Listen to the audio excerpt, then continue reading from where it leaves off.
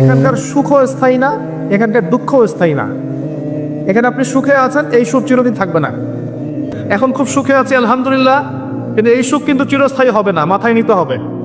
এখন খুব কষ্টে আছেন, এই কষ্টও চিরস্থায়ী হবে না, সুখ আসবে পরে।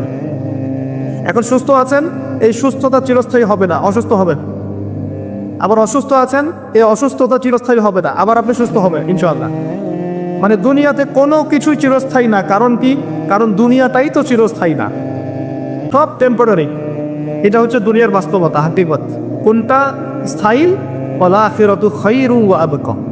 আখিরাত হচ্ছে চিরস্থায়ী এবং উত্তম, এটা স্থায়ী। এখানে যে খারাপ আমল নিয়ে যাবে, অনন্তকাল ওই খারাপ আমলের ফল তাকে ভোগ করতে হবে। ওখানে যে সৎ আমল নিয়ে যাবে, ঈমান নিয়ে যাবে, অনন্তকাল সে সুখ এবং স্বাচ্ছন্দ্যে থাকবে ইনশাআল্লাহ। এই কথাটা কখনো ভুলে যাওয়া যাবে না। দুনিয়া একটা ক্ষণস্থায়ী জায়গা।